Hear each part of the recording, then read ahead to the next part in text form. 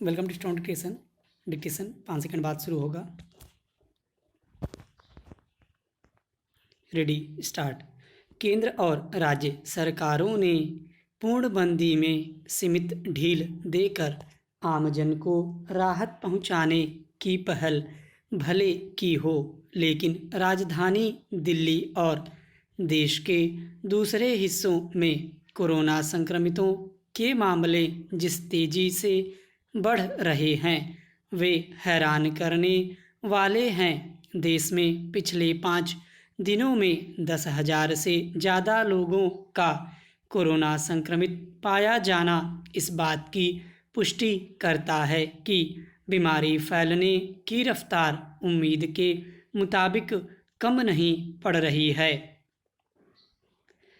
ऐसे में इस बात से कतई इनकार नहीं किया जा सकता कि आने वाले दिनों में यह आंकड़ा और तेज़ी से बढ़ सकता है। हालांकि सरकार की ओर से यह दावा किया जा रहा है कि भारत में कोरोना से मृत्यु दर दुनिया में अब तक सबसे कम है।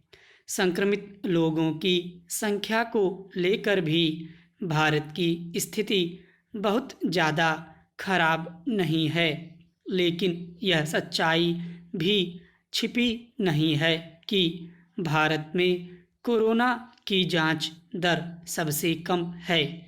ऐसे में महामारी के वास्तविक आकलन के बारे में निश्चित तौर पर कुछ भी कह पाना आसान नहीं है। दिल्ली, महाराष्ट्र, गुजरात, पंजाब, तमिलनाडु, उत्तर प्रदेश आदि ऐसे राज्य हैं जहां हालात काबू में होने के बजाय बिगड़ते जा रहे हैं। आंकड़ों पर न जाया जाए तो हकीकत यह है कि इन राज्यों में कोरोना संक्रमण के नए मामलों में लगातार तेज़ी से सरकारों के हाथ पैर फूल रहे हैं। सबसे बड़ी मुश्किल जांच को लेकर सामने आ रही है। व्यापक स्तर पर जांच हो तो इसमें कोई संदेह नहीं कि राज्यों में संक्रमितों की संख्या अनुमान से कहीं ज़्यादा निकलेगी।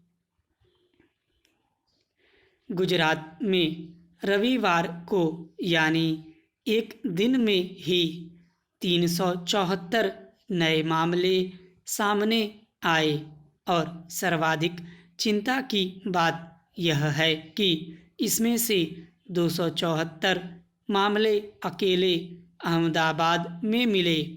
गुजरात में कोरोना संक्रमण के रविवार तक 5,828 मामले सामने आए थे। इसी तरह दिल्ली में एक दिन में 427 नए मामले का मिलना हालात की गंभीरता को बताने के लिए काफ़ी है। पंजाब, उत्तर प्रदेश, राजस्थान और तमिलनाडु में कोरोना संक्रमितों के आंकड़े कम चौंकाने वाले नहीं हैं। हालात की गंभीरता को देखते हुए ही देश के कोरोना प्रभावित हिस्सों को 3 हिस्सों में बांटा गया है और उसी के अनुरूप सीमित दायरे में सशर्त छूट देने का फैसला हुआ। लेकिन सोमवार को पहले ही दिन पूर्णबंदी की इस छूट में जिस तरह की लापरवाही देखने को मिली उसने तो चिंता और बढ़ा दी।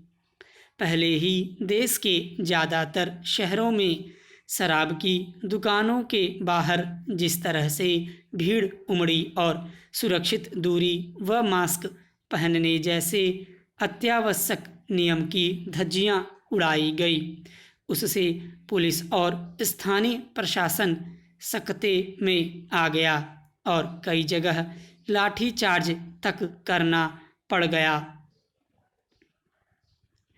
ऐसे में तो संक्रमण फैलने का खतरा कई गुना बढ़ जाएगा। यह ठीक है कि अब पूर्णबंदी से बाहर भी निकलना है, लेकिन लग रहा है कि इस पर अमल के तरीके क्या हो, इसे लेकर सरकारों के पास पुलिस तंत्र के अलावा कोई विकल्प नहीं है। लाल, नारंगी और हरा क्षेत्र चिन्हित करने को लेकर भी अभी एक राय नहीं दिख रही, लेकिन अगर ढील के नियमों की अनदेखी होती रही तो महामारी को फैलने से कोई नहीं रोक पाएगा। स्टॉप।